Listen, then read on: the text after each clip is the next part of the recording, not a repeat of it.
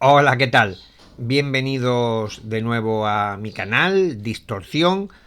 Hoy vamos a tratar un tema como no podría ser de otro modo polémico, que ocasiona bastante follón y debate cuando lo comento en redes sociales o en mis conferencias, artículos, etcétera, etcétera, etcétera.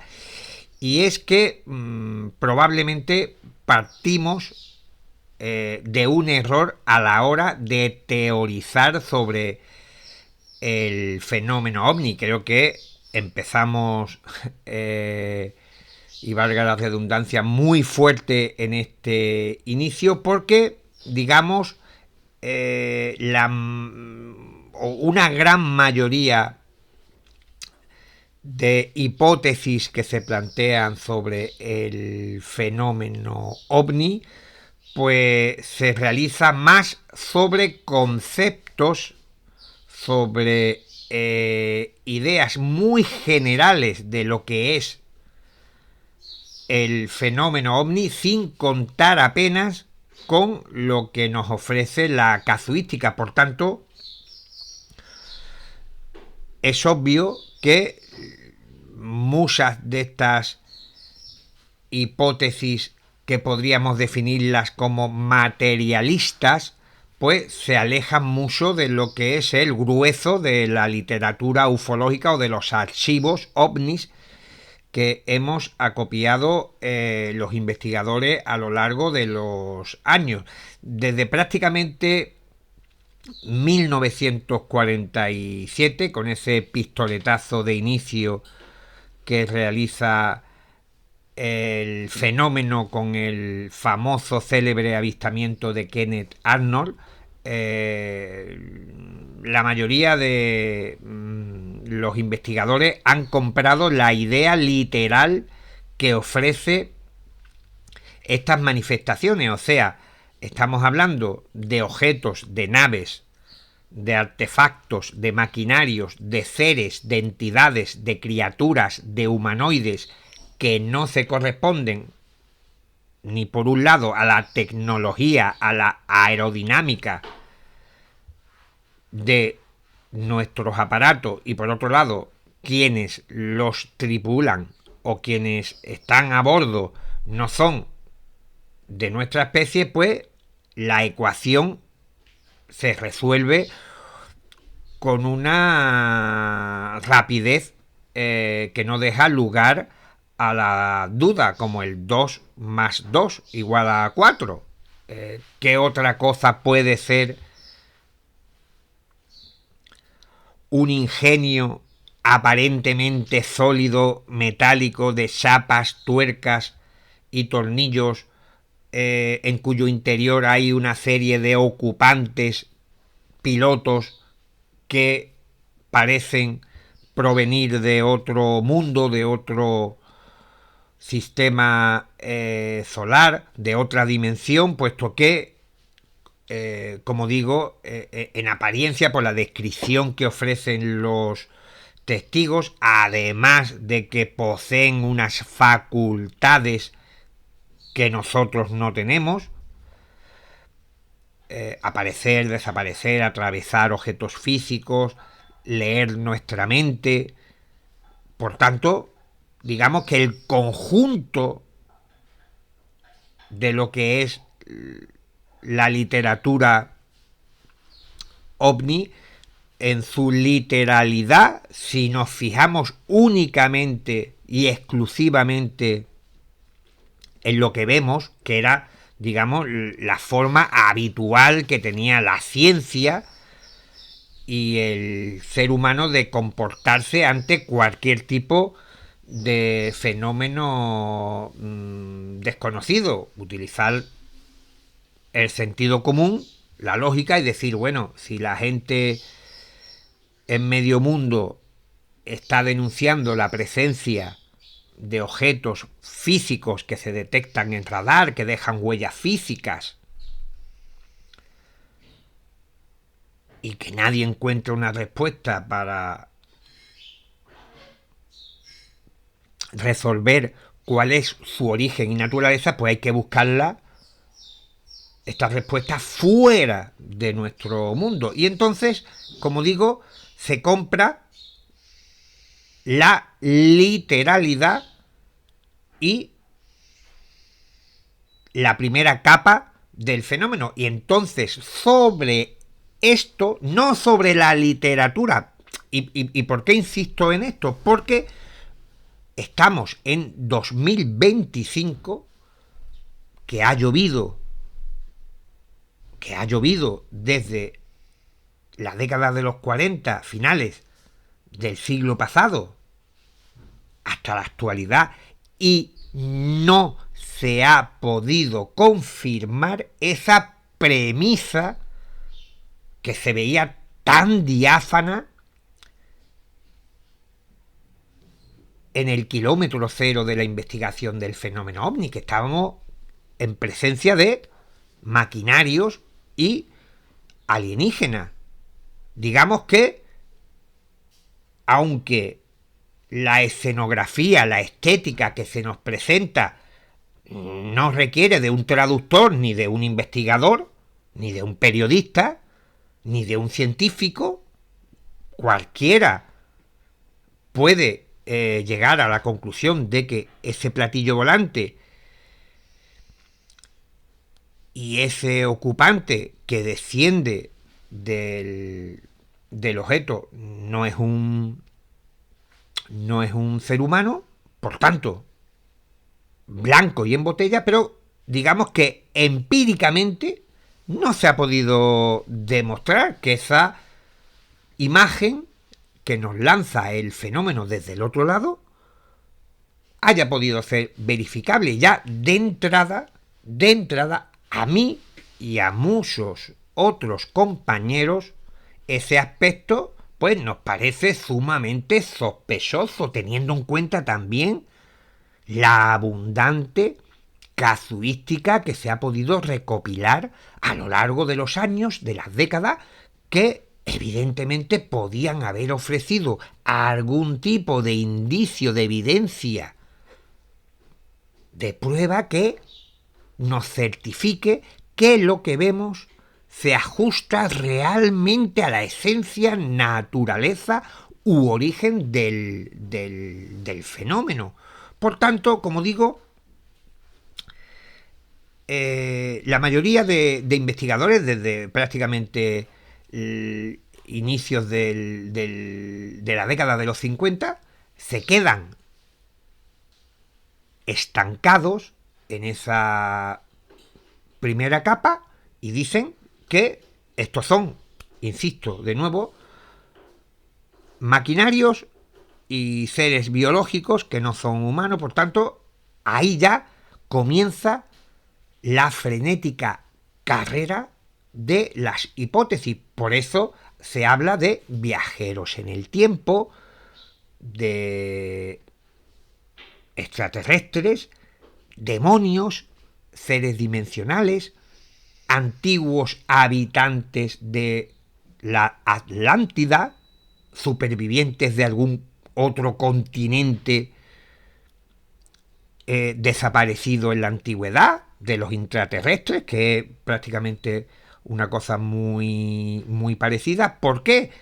Porque sobre esa primera capa, sobre ese incluso se podría decir arquetipo que nosotros extraemos de una lectura rápida de decenas o cientos de informes, pues se puede sustentar cualquier idea. De hecho, si os fijáis, la mayoría de estudiosos, científicos, periodistas que se han aproximado al fenómeno sin tener una trayectoria ni una pasión o interés hasta un determinado momento, especulan gratuitamente, y espero que se me entienda el uso de esta palabra, que no es de ninguna manera peyorativa,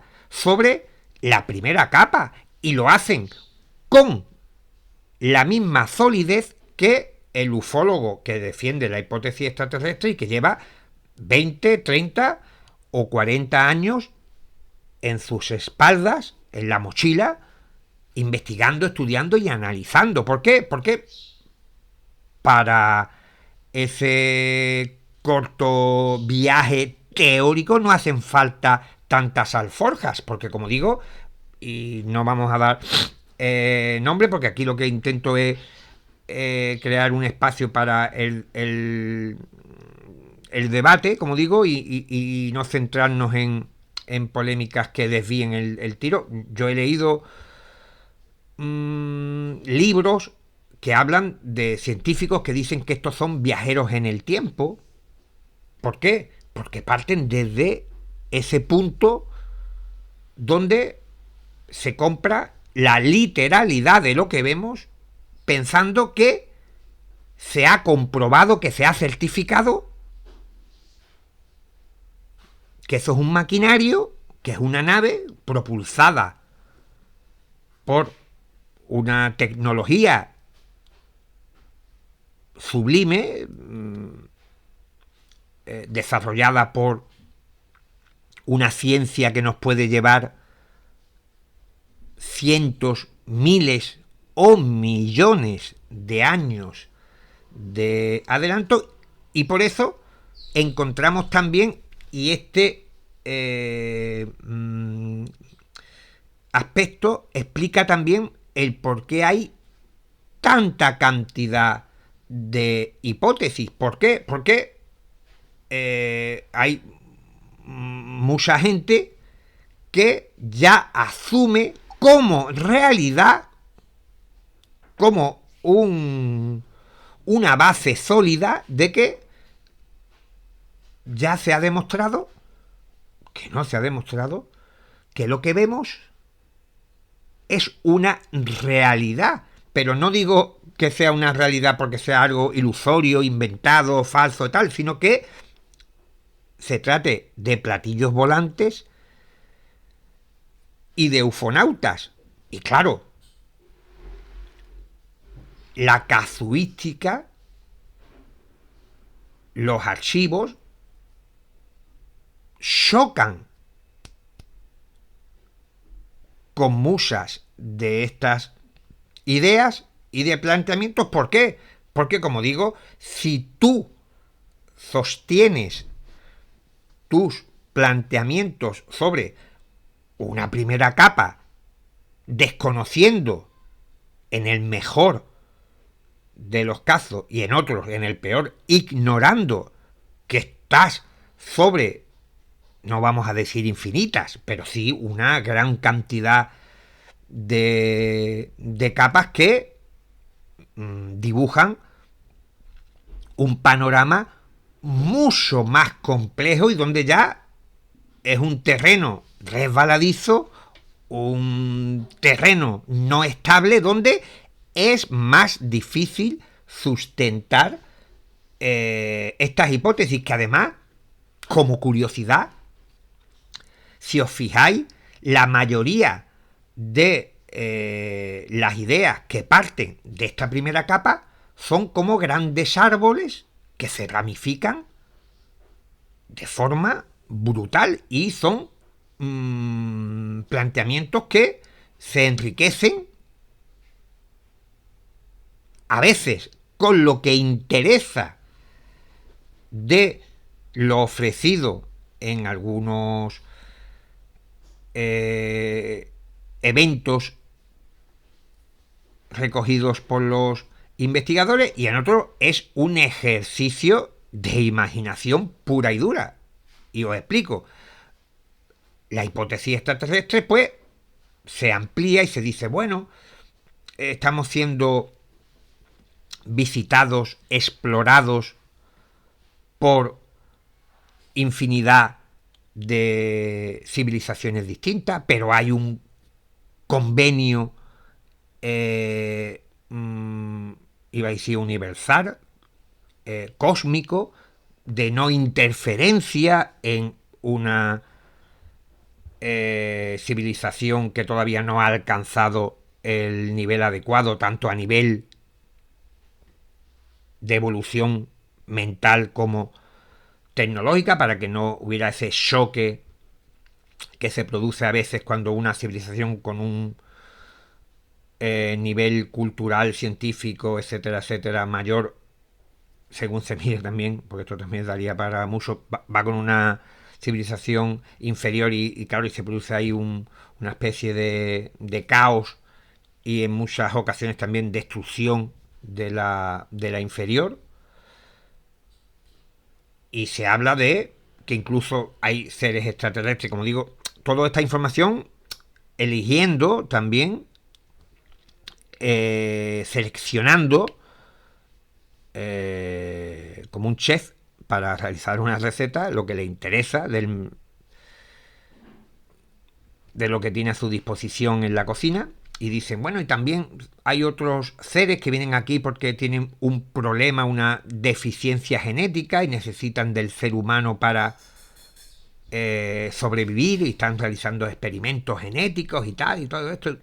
Después, por ejemplo, los que creen que son visitantes del futuro, que somos nosotros mismos que nos estamos realizando una especie de estudio, de análisis, cuando no incluso cambiando cosas del pasado, al más puro estilo de Regreso al futuro, y nunca mejor dicho, que incluso podrían ser universidades del siglo XXIII que en vez de dar la clase de una forma como estamos acostumbrados, pues van a las diferentes épocas de la humanidad para mostrar cómo era el pasado de la humanidad. Y como digo,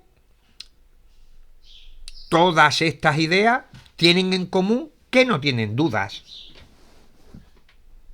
Hay cosas que no pueden explicar, pero son nimiedades en comparación con lo que aportan, porque claro, ponen sobre la mesa no solo una hipótesis para explicar el fenómeno, sino que explican muchas cosas. Y claro, y eso a nivel de aceptación por parte de los aficionados, los lectores, otros investigadores, pues es muy atractivo. ¿Por qué? Porque parece encajar perfectamente y que ofrece un andamiaje sólido y, como digo, que encima da una serie de aportes y tal que sí, que parecen satisfacer nuestras interrogantes. Y claro, si os fijáis, las teorías alternativas a las hipótesis convencionales, interpretando las convencionales, las que compran la literalidad de lo que se observa, no suelen ser tan explícitas en decir, en cartografiar el fenómeno y explicarlo todo. Y en eso también incluyo a la distorsión, incluso otras hipótesis planteadas por gente como Vallée, Grosso, Kiel y tantos otros investigadores, pues dejan mucho margen abierto. ¿Por qué? Porque no se puede explicar todavía muchos aspectos y facetas del fenómeno ovni, y son teorías que no son tan amplias a la hora de ofrecer un argumentario o un discurso humanizado. Y con humanizado quiero decir con elementos que se entienden desde el minuto cero. Cuando te hablan de que hay una civilización dentro de la Tierra que permanece oculta durante milenios y que nos están observando y tal, pues claro, eso a muchas personas le cuadra. Y que nos están de alguna manera tutelando o controlando. Entonces siempre andamos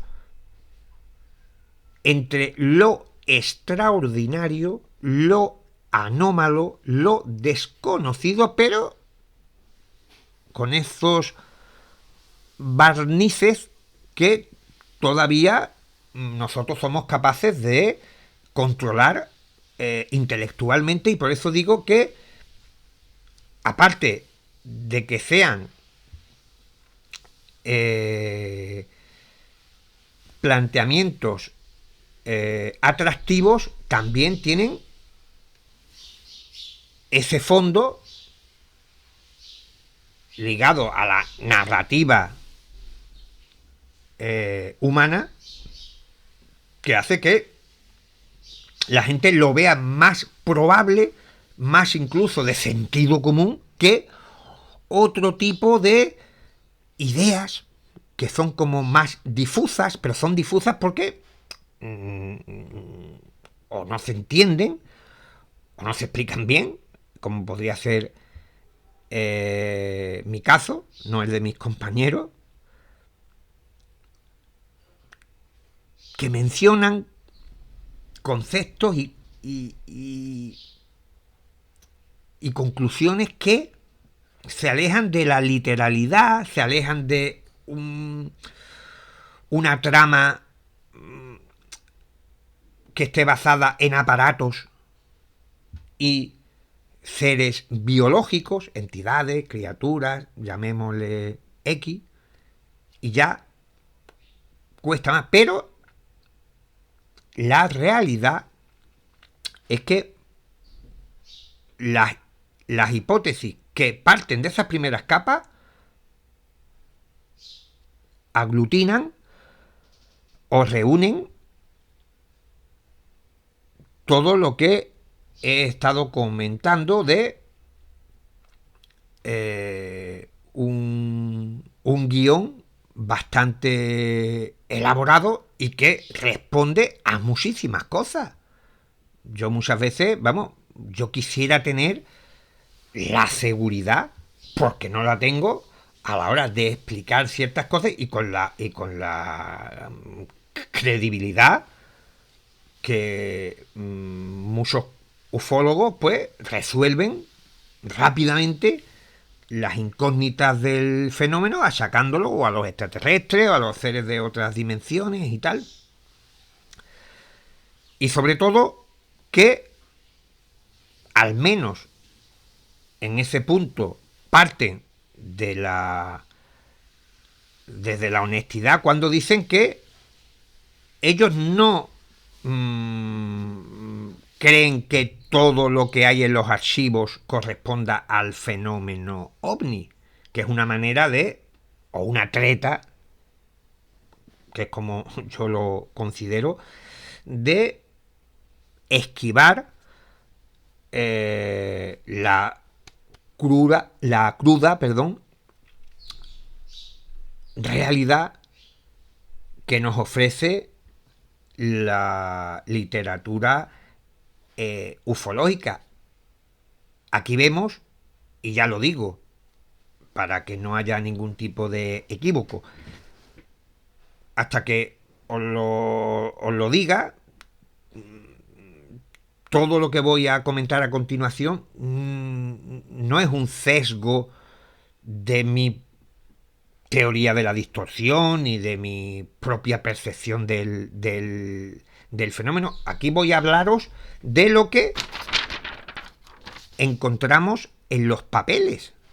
Y los papeles recogen los testimonios de miles de personas que han estado frente al fenómeno. Y lo primero que anotamos es que lo que se ve no siempre, o en la mayoría de ocasiones, presenta una gran variación. No se ve lo mismo. Y esto ya nos debería de hacer sospechar mucho de comprar sin tener precaución la literalidad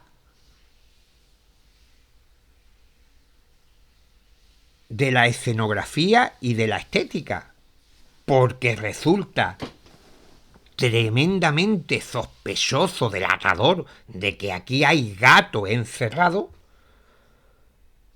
de que existan tantas diferencias entre los testigos en cuanto a la descripción de los maquinarios y de los ufonautas. Y esto ya es una clave que todos los investigadores aceptan que es cierto y que no saben muy bien cómo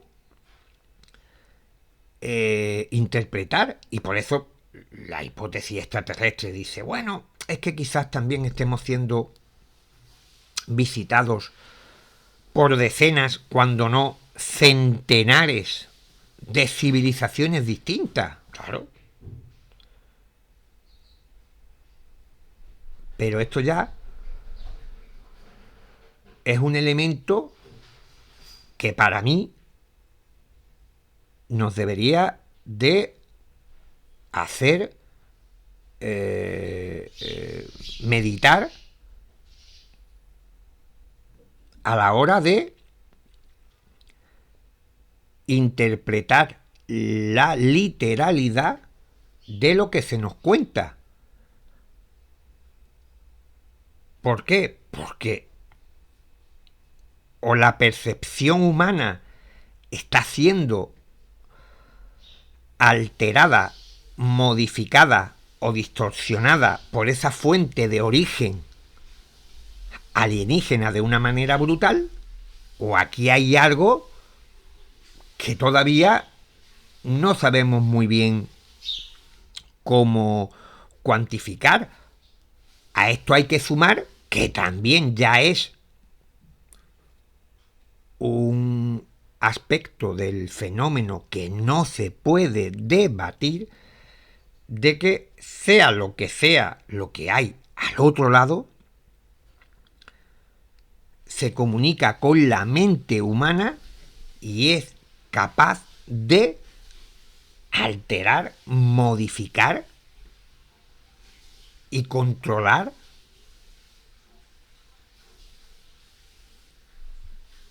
nuestra psique. Y ya no hablo de simplemente conseguir que veamos cosas que no son enteramente reales, sino que pueden hacer que en un determinado momento tú conduzcas por una carretera hacia un punto que tú no tenías previsto recorrer. Sobre esto hay miles de ejemplos, incluso pilotos de combate, que es el escenario ideal o el protagonista ideal para la ufología de esas primeras capas, porque lo consideran como un observador cualificado, pues han comentado hasta la saciedad de que ellos notan de que esas naves, esas luces, se anticipan a los movimientos, a los pensamientos que ellos van a ejecutar con su avión de combate, y por tanto ya otro indicio que yo lo sumo a la lista de sospechosos a la hora de decir, bueno, podemos estar tranquilos invirtiendo nuestro dinero en comprar la literalidad de lo que se ve. Y si además añadimos que se han encontrado muchas conexiones entre manifestaciones ufológicas y apariciones marianas, apariciones forteanas, criptozoológicas, parapsicológicas, pues ya aquí entramos en un totum revolutum. Evidentemente, mucha gente que está en esas primeras capas dicen que esto puede ser otro u otros fenómenos que no tienen nada que ver ni con los extraterrestres ni con los viajeros en el tiempo. Pero yo particularmente, y aquí ya entramos en un terreno privado, considero que no está tan diáfano. Yo veo que aquí todo parece estar conectado, y incluso en todas estas nuevas investigaciones que nos llegan desde Estados Unidos desde el 2017, el follón este de los ovnis o UAPs del Pentágono, se habla de estas conexiones mentales entre el fenómeno y el observador, en la distorsión de la realidad, utilizando la palabra distorsión.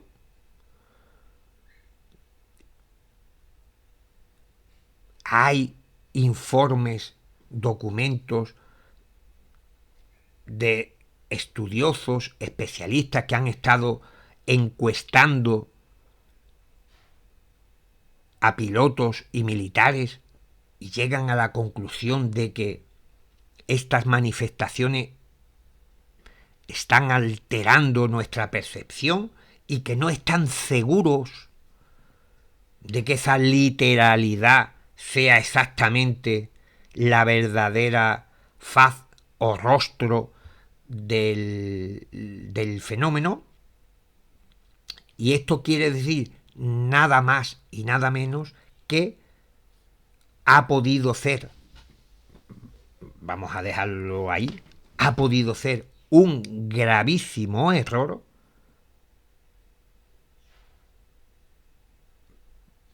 iniciar un esqueleto, un andamiaje, una estructura teórica a raíz de algo que no se ha podido verificar o comprobar. Y aunque hay muchos estudiosos que con aplomo y con una gran vehemencia dicen que estamos ante extraterrestres, porque hay cuerpos, que hay naves en poder de determinados gobiernos, esto no se ha comprobado. El día que tengamos esa certeza, pues abriremos ese melón.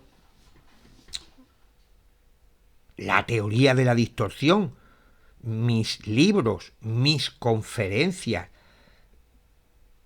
y lo repito bastante, se dedican a explorar lo que meridianamente tenemos controlado de la literatura ufológica. No intenta ir más allá, y cuando especulo sobre la fuente que origina este tipo de manifestaciones, a la que etiqueto simplemente como agente externo, porque sé que es algo que está fuera de nosotros,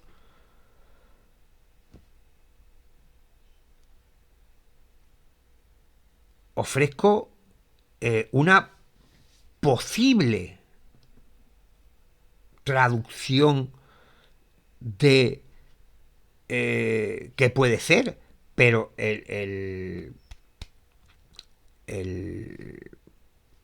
digamos, lo fuerte de la distorsión se asienta sobre la lectura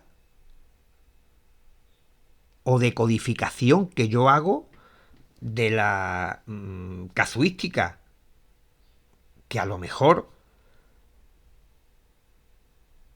me equivoco y la literalidad tiene la razón, pero a día de hoy, 2025, cuando estoy grabando este vídeo, no la tenemos. Y yo también he tenido la fortuna de realizar muchísima investigación de campo y he podido comprobar qué es lo que ocurre en otros países y que otros compañeros, e incluso con casos nacionales, pues consideran que eso no tiene nada que ver con el fenómeno, que esas son cosas, invenciones y tal. Pues yo veo que tiene cierta concordancia, pero siempre en los aspectos orbitales, colaterales. La gente no coincide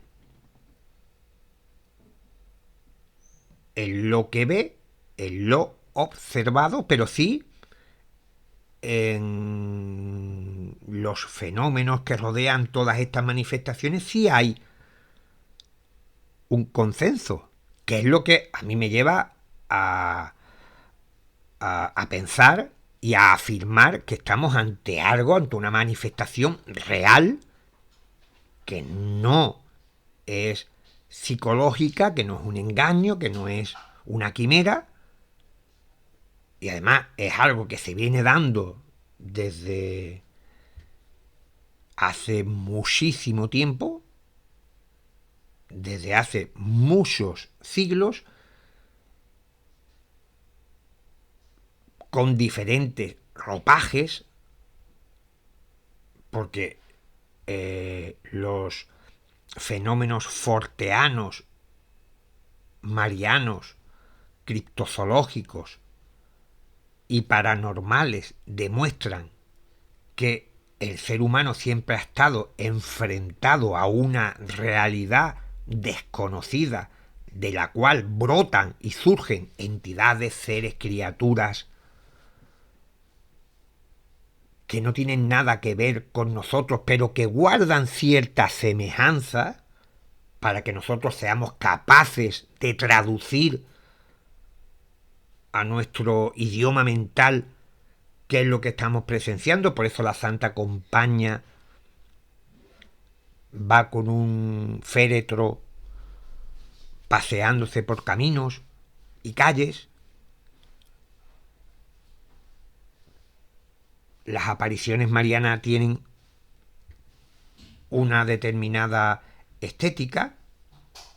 Los seres y criaturas imposibles como el Bigfoot tienen también esos códigos visuales para que nosotros los sepamos leer. Y es curioso de que pese a que hay muchos investigadores que no ven esa conexión entre los diferentes cajones que piensan que son estancos de las diferentes apariciones sobrenaturales o extraordinarias, para abarcarlas a todas, pues comprobamos con suma sencillez de que no hay estética fija en lo que se ve dentro del espectro de lo mariano, de lo paranormal, de lo cristozoológico. La gente, aunque ve a un tipo peludo, alto, que a veces muy pequeño, robusto, corriendo desnudo, aunque el pelaje lo cubre, por decenas de bosques de medio mundo, el color del pelo, el tamaño, la forma de la cabeza, es diferente. Las apariciones marianas, que siempre lo he comentado, debería de ser la manifestación o la visión sobrenatural que debería tener una estética fija, porque es la madre, y con todos los respetos para los creyentes, la madre de Jesús de Nazaret, no puede haber tantas descripciones diferentes de la Virgen. Entonces, ¿qué quiere decir esto? Que el ser humano, desde hace muchísimo tiempo, está enfrentado a unas apariciones, a unas manifestaciones que en el camino de llegada hacia nosotros parece que establece una serie de contactos para arroparse de una determinada estética, escenografía que nosotros seamos capaces de interpretar. Lo colateral sí parece que viaja de un cajón a otro, aunque no la estética, aunque también hay cruces de apariciones marianas que tienen muchos elementos ufológicos. El Bigfoot muchas veces, o el Yeti, desciende de un platillo volante. Por tanto, también hay esa especie de cóctel de apariciones que sería más que un hecho derivado del propio núcleo del fenómeno, del emisor, sino sería también un tema nuestro de interacción, de provocar también ese caos a nivel de percepción, porque, y aquí es una idea que yo sostengo, de que el fenómeno per se no tiene esa voluntad de cambiar, de disfrazarse, sino que es nuestra mente la que muy factiblemente tenga la batuta a la hora de ejercer como decodificador de algo, y por eso le otorga esos códigos culturales que desde nuestro lado del espejo vamos a saber interpretar. Por eso los platillos volantes en su interior tienen ordenadores de los años 60 y 70, no del año 2025. Por eso los ocupantes de los platillos volantes tienen escafandras y pistola de rayos. Siempre hay un elemento humanizador que hace que en determinado momento, sobre todo cuando hay una muy fuerte interacción entre el sujeto y el fenómeno, cuando se construye una escenografía que ha dado luz y ha germinado y ha originado todas estas parcelas diferentes de lo considerado como encuentros con lo extraordinario.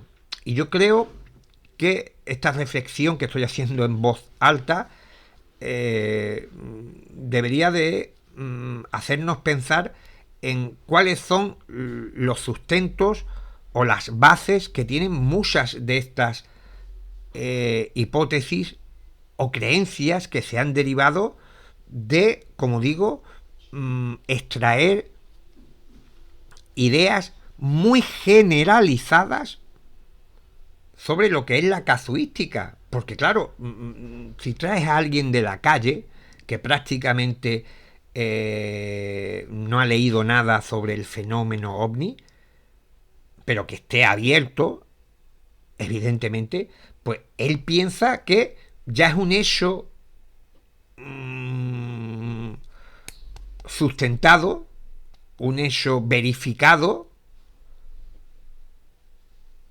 de que hay naves, aparatos y seres no humanos aquí visitándonos. Y sobre eso, claro, puede decir, bueno, pues yo pienso que no son viajeros en el tiempo. Yo creo que son gente que pueden venir de una nave que está fuera del sistema solar, oculta, y que envía sondas y que envía platillos volantes para estudiarnos. Y lo hace con la misma seguridad que el ufólogo defensor de la hipótesis extraterrestre que lleva 50 años investigando. ¿Quiero decir que la hipótesis extraterrestre hay que negarla? No. Lo que digo es que no se puede aseverar con esa rotundidad que no hay margen para el error. ¿Por qué? Porque también entiendo que es prácticamente un axioma humano, algo que todos tenemos interiorizado, de que si parece un pato, anda como un pato, suena como un pato, vuela como un pato, nada como un pato, tiene el color de un pato y el tamaño y el peso de un pato y las patas de un pato, tiene que ser un pato. Pero, iba a decir, desgraciadamente no. Para mí, de forma maravillosa, el fenómeno ovni, los encuentros cercanos han demostrado que lo del pato aquí no vale.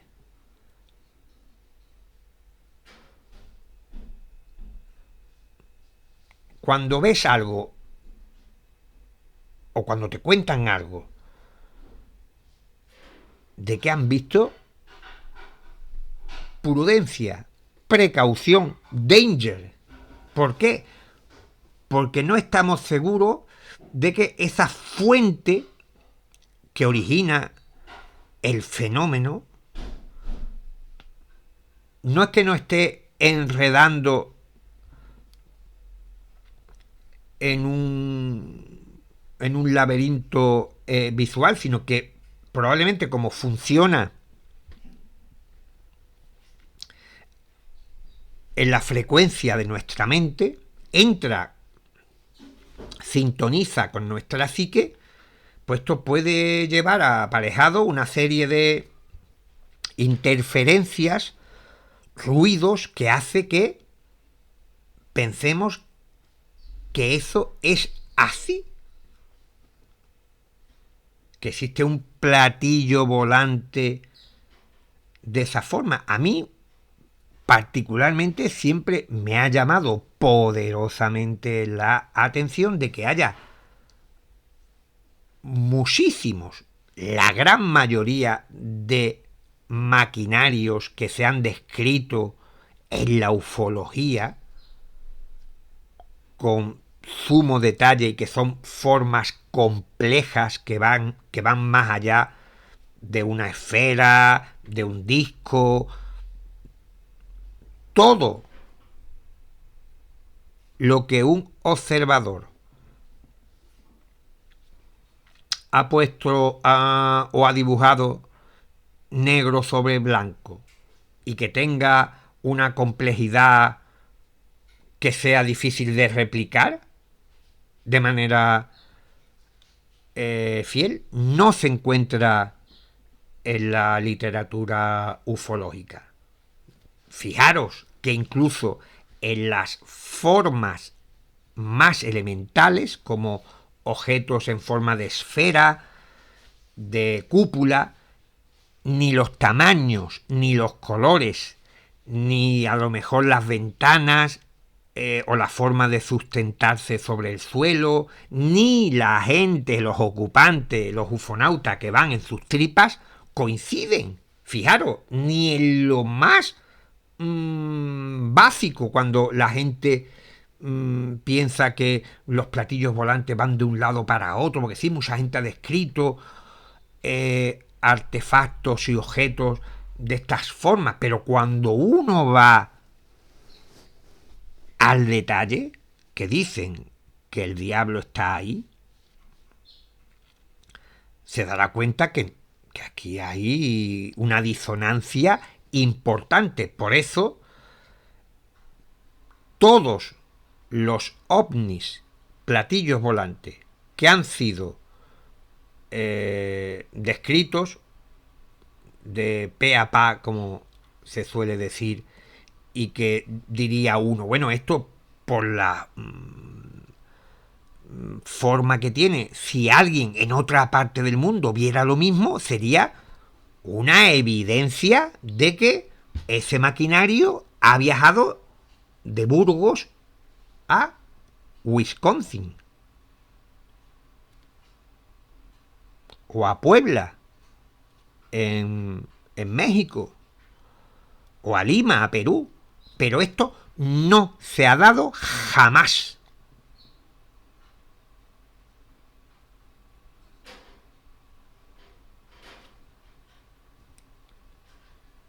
Demuestra que lo que vemos no es fiable. Lo que vemos probablemente no permanezca en el tiempo ni en el espacio, porque de eso se volvería a ver. Cuando uno examina los listados o las clasificaciones sobre tipologías de ufonautas, se queda maravillado porque los hay para todos los gustos, con rasgos de animales, pero de animales de la Tierra.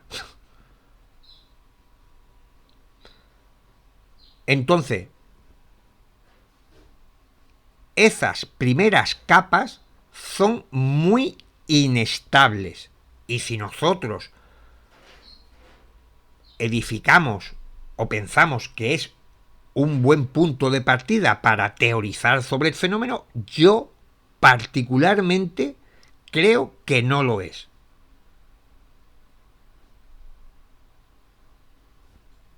Algunos ufólogos dicen, bueno, es que yo con estos 10, 20 casos sí tengo un buen argumentario, una buena trinchera para defender mi idea. Digo, entonces, ¿qué hacemos con los 20.000, 30.000 casos de más? Dice, bueno, ¿esos que no serán otra cosa o serán mentiras? Si vamos al detalle, veremos que las cosas no son ni tan sencillas ni tan fáciles de explicar. Ya poco a poco,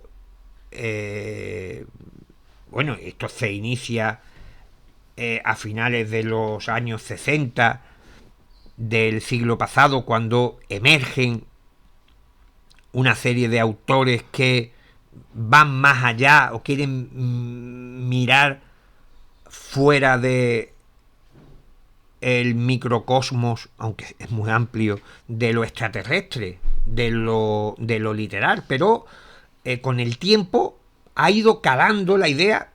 Además, no cabe otra, ¿por qué? Porque el tiempo sigue transcurriendo y seguimos sin tener la seguridad de que la literalidad que nos ha ofrecido el fenómeno sea verdaderamente su esencia, la naturaleza de su propia génesis. Por tanto, si estamos ante algo que fluye, que se comunica, que interactúa con nuestra mente desde vete tú a saber cuándo, y que nuestra mente le da forma, no es que lo crea, ni que lo proyecte, ni que tenga un sueño despierto, ni una paranoia parecida, sino que simplemente, y fijaros ya lo que abarca este término, nuestra mente lo intenta decodificar a marchas forzadas. Un ejemplo, cuando vas conduciendo con tu vehículo, si a ti se te cruza un peatón, el freno lo pisamos casi de manera automática. No pasa ni prácticamente por nuestro cerebro consciente. Es una reacción súbita, primaria, que tiene nuestra mente de funcionar. Porque si todo fuera demasiado mecánico, demasiado consciente cerebral, pues no tendríamos ese tipo de reacción instintiva. Es un ejemplo, tampoco vamos a ir a lo exacto. La mente humana funcionaría de una manera parecida. Nosotros no llegamos a comprender cómo el inconsciente, que es algo que tenemos ahí de manera muy vaga en el pensamiento, llega un momento que toma el control de ciertas situaciones. Y una de estas creo que es nuestros encuentros con lo extraordinario. El inconsciente a marcha forzada, a una velocidad que nosotros no podemos ni siquiera cuantificar, reelabora lo que se está viendo para que tenga forma. Pero no es solamente nuestra labor. Nosotros estamos en co-creación con ese agente externo. No es que nuestra mente diga, bueno, vamos a hacer un platillo volante, vamos a hacer tal. No, aquí hay una conjunción, aquí hay también una parte que va o que pone ese factor X que ayuda a que el fenómeno, lo manifestado, tenga determinada escenografía. Se ha podido anotar que en un primer momento el fenómeno tiene como una presencia que no depende de nuestra lectura o decodificación. La mayoría de los testigos en un amplio abanico de experiencias sobrenaturales, extraordinarias, etcétera, etcétera, etcétera, hablan de luces, de fogonazos, luminarias, sombras, presencias, sonidos, y yo creo que esto es también una evidencia, indicio de que esto está fuera. Pero en un determinado momento, y como digo, a unas velocidades también extraordinarias, y cuando la mente de determinados sujetos, porque no todo el mundo reaccionaría y tendría la capacidad de comunicarse, de sintonizarse con el fenómeno, ni el fenómeno con él de la misma manera. Entonces, esto también explicaría por qué el cóctel que surge de esa unión, el factor exógeno y el factor humano, representado por el agente externo y el testigo, el resultado de la coctelera, cuando se vierte en el vaso la copa, siempre es diferente. Porque lo humano es lo que le da el ingrediente, el punto disruptor.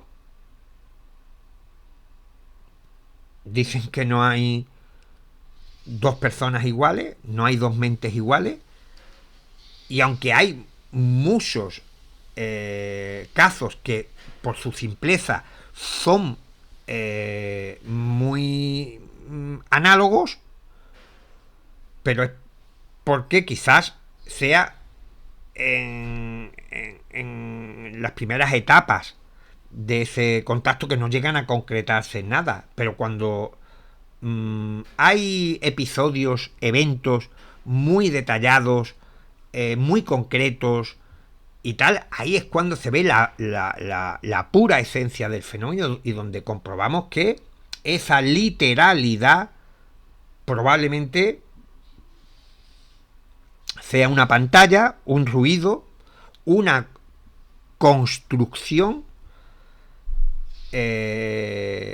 psíquica, parapsíquica, no solamente de nuestra parte, sino en colaboración con este agente externo y por tanto, y para ir concluyendo, pienso, ya os leeré los comentarios que os parece a vosotros, que todos los planteamientos deberían centrarse en los informes, intentar explicar por qué la gente ve lo que ve y por qué lo ve de esa determinada manera, por qué se producen esos fenómenos paranormales, esos contagios que hay, esa repetición de personas que han estado expuestas a la visión de un ovni o de un fantasma y que a partir de ese momento en su vida estas manifestaciones irrumpen de manera descontrolada. Intentar comprender esas conexiones mentales que hay entre el fenómeno y los testigos, las ramificaciones psíquicas que hay a raíz de toparse igualmente con un ovni que con un Bigfoot o con cualquier otro tipo de entidad forteana. Y yo creo que en el momento que tengamos, nunca va a ser una aproximación por el momento, es lo que pienso, exacta a qué es lo que ocurre durante un encuentro cercano, pero cuando descartemos cosas y veamos hasta qué profundidad de capas podemos llegar en nuestro análisis, es cuando nuestras ideas, teorías, hipótesis podrán ser más exactas. Es que he tardado un poco, porque la palabra exacta tampoco, porque es que es muy complicado, pero sí más cercanas a lo que tenemos en los informes, en los relatos de los testigos, y ya sobre eso, si queremos dar el salto, que yo mismo he hecho, ojo, que yo mismo he hecho, pero siempre con prudencia y sin irme mucho por los cerros de Úbeda, ver qué hay o cuál puede ser el origen del fenómeno, sus intenciones, que también lo considero harto arriesgado, pero yo creo que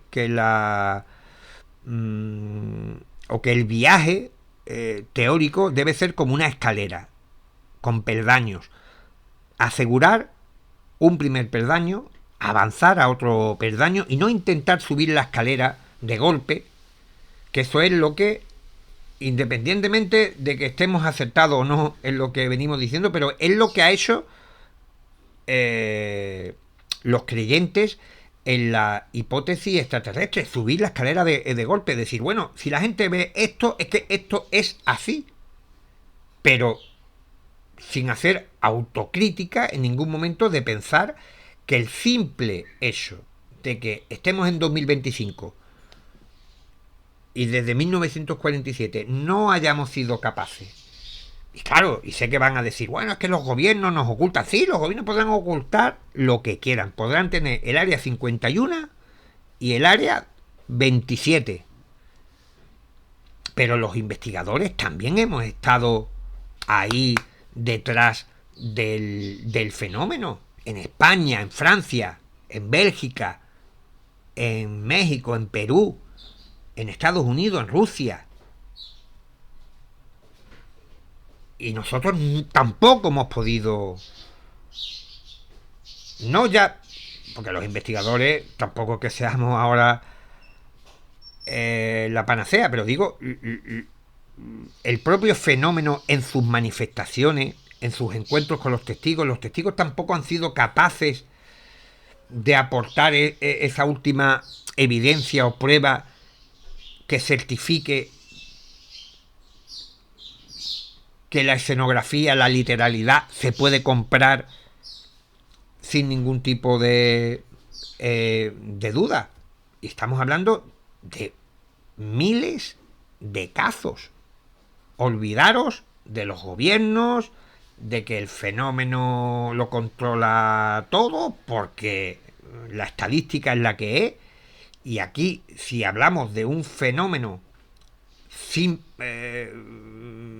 solo físico, solo material, el error tenía que haber estado. Sí, dirán, bueno, es que se han estrellado, sí, pero se han estrellado siempre de manera que nunca ha habido alguien que pueda tomar una fotografía, una filmación, porque no solamente se van a estrellar dentro de una instalación militar, según la literatura ufológica, ha habido accidentes de platillo volante en medio mundo. No tenemos esa certeza.